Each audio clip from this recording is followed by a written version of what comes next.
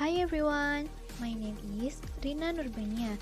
I will to explain to you about how to use an automatic washing machine.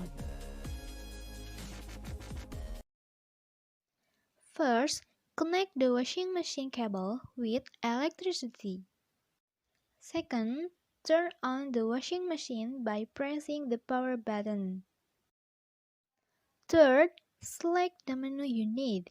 Here are normal, quick wash, jeans, silk, baby wear, blanket, super clean, and air dry. But this time I will use normal one. Then enter the dirty clothes to be washed.